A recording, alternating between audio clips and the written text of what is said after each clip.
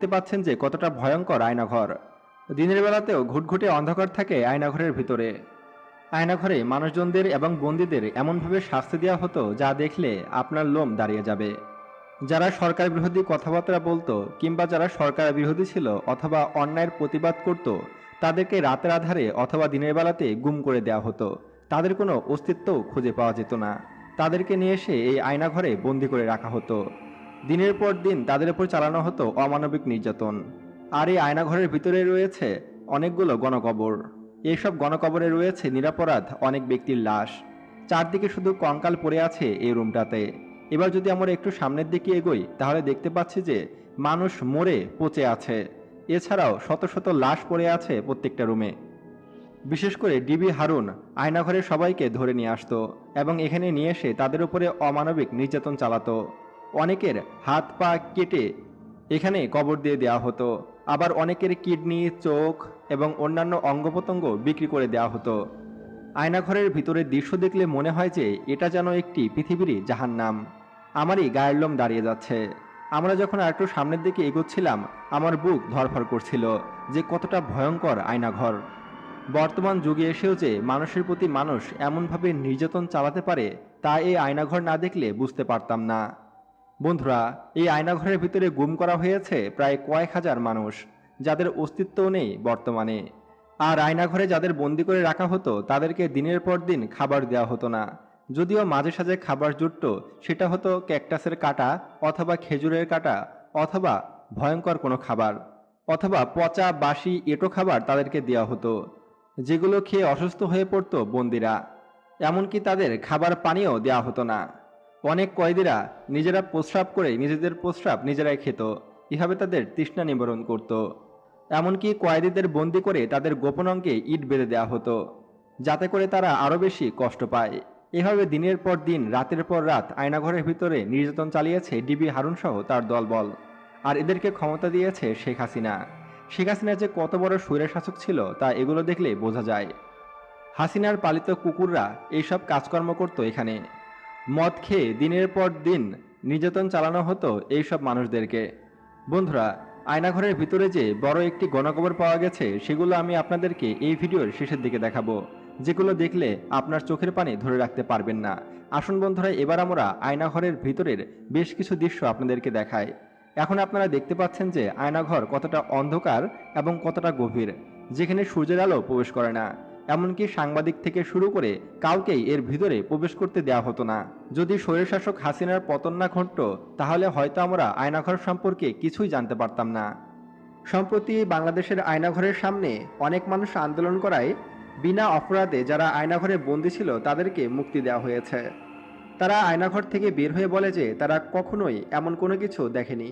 এমনকি তারা নিজেরাও জানে না যে তারা কোথায় ছিল। এই আয়নাঘরে অবস্থানকারে তারা বলেছে যে আয়নাঘরে ঠিকঠাক মতো খাবার দেওয়া হতো না এবং তাদের উপরে চরম নির্যাতন চালানো হতো। সপ্তাহে একবেলা খাবার জুটত। এমনকি এই আয়নাঘরে অনেকের আর্তনাদ দেওয়ালে ভেসে আছে। এমনকি আয়নাঘরের ভিতরে মধ্যযুগীয় কায়দায় বর্বরতা চালাতো পুলিশ বাহিনী। শুধু পুলিশ বাহিনী নয়, বাংলাদেশের গোয়েন্দা সংস্থা ডিজিএফআই কিন্তু ব্যাপক টর্চার চালাতো এই আয়নাঘরের ভিতরে। আপনাদের সামান্য একটু উদাহরণ দিই। এই আয়নাঘরে যারা সরকার বিরোধী ছিল, যারা জনগণের পক্ষে ছিল, যারা অন্যায়ের বিরুদ্ধে প্রতিবাদ করত, তাদেরকে নিয়ে ব্যাপক টর্চার করা হয়েছে। তাদের হাতের আঙুল কেটে ফেলা হয়েছে, তাদেরকে দড়ি দিয়ে বেঁধে ইচ্ছামতো পিটানো হয়েছে, সারা দিন রাত 24 ঘন্টা না খাইয়ে উল্টো করে বাথরুমের মধ্যে শুয়ে রাখা হয়েছে। আর এই আয়নাঘরের রুমগুলো এতটাই ছোট ছিল যে সেখানে কোনো মানুষ সঠিকভাবে বসতেও পারতো না। ছোট্ট একটি রুম যেখানে শোয়াও যেত না, সেখানে তাদের প্রসাব করতে হতো, পায়খানা করতে হতো এবং তার মধ্যেই থাকতে হতো। তাহলে একবার কল্পনা করুন কতটা নির্যাতন চালানো হয়েছে এই আয়নাঘরে। ধারণা করা হচ্ছে যে প্রায় 4 থেকে 5 হাজার বন্দীকে এইসব আয়নাঘরে বন্দি করে রাখা হয়েছিল এবং তাদের উপরে চরম নির্যাতন চালানো হয়েছিল মধ্যযুগীয় কায়দায়। আবার অনেক বন্দী তো মানসিকভাবে পাগল হয়ে গেছে। একজন সুস্থ মানুষকে যদি প্রতিদিন অত্যাচার করা হয় তাহলে তো সে পাগলই হয়ে যাবে। অনেকে আয়নাঘর থেকে বের হয়ে সে নিজেই চিনতে পারছে না যে কোথায় তার বাড়ি, তার সাথে কি ঘটেছিল বা তার কি হয়েছিল, সব কিছুই তারা ভুলে গেছে। এই আয়নাঘরের মধ্যে এতটাই নির্যাতন চালানো হয়েছে যে অনেকের তো কথা বন্ধ হয়ে গেছে, যারা ঠিকঠাক মতো কথা বলতে পারছে না। আমরা একটি ভিডিওতে দেখেছি যে আয়নাঘরের মধ্যে শত শত কঙ্কাল পড়ে আছে। বাস্তবে আয়নাঘরের ভিডিও কিনা বা অন্য কোনো ভুয়া ভিডিও সেটা বলা যাচ্ছে না এখনই। হতে পারে এটা আয়নাঘরের অপর কোনো চিত্র বা অন্য কোনো আয়নাঘরের ভিডিও। তবে আমার মতে এই ভিডিওটি সঠিক নাও হতে পারে। তবে বাস্তবে যে আয়নাঘর কতটা ভয়ঙ্কর ছিল তার বর্ণনা দিয়েছে যারা আয়নাঘরে ছিল তারা। অনেকে তো এখনও কথা বলতে ভয় পাচ্ছে, যদি তাদেরকে আবারও আয়নাঘরে পাঠিয়ে দেওয়া হয়। মানুষ কতটা বিকৃত মস্তিষ্কের হলে তারা এমনটা বলতে পারে তা ভাবা যায়। এই আয়নাঘরকে আমরা চাই যেন গুঁড়িয়ে দেওয়া হয়, কিংবা বর্তমানে যেসব এমপি মন্ত্রীদেরকে আটক করা হয়েছে তাদের যেন এই আয়নাঘরে বন্দি করা হয়। এটাই আমার দাবি থাকবে। বর্তমান ছাত্র সমাজ কি করছে?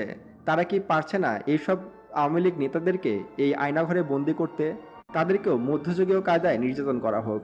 তাদেরকে একেবারে ফাঁসি দিয়ে দিলে তো শেষই হয়ে গেল। তাদেরকে আমরা ফাঁসি দিতে চাই না, তাদেরকে আমরা তিলে তিলে মারতে চাই। বন্ধুরা, শেখ হাসিনা তো বাংলাদেশ ছেড়ে পালিয়েছে, কিন্তু রয়ে গেছে তার কুলাঙ্গার ছাত্রনেতারা, যাদের দাপটে এতদিন শহরে বের হওয়া যেত না, গ্রাম অঞ্চলেও থাকা যেত না। অবশেষে শেখ হাসিনার পালনের মাধ্যমে আমরা কিন্তু স্বাধীনতা পেয়েছি। আমাদের স্বাধীনতার বয়স কিন্তু 3 দিন। আর এই 3 দিনে যে পরিমাণ জ্বালাও পোড়াও, আগুন, লুটপাট, গুম, হত্যা, চুরি, রাহাজানি দেখেছি, তা হয়তো বিগত 14 বছরেও আমরা দেখিনি। বর্তমানে বাংলাদেশের আইন ব্যবস্থা একদম ভেঙে গেছে। যে যার মতো লুটপাট করছে, যে যার মতো যা ইচ্ছে তাই করছে। আসলে এমন স্বাধীনতা তো আমরা চাইনি।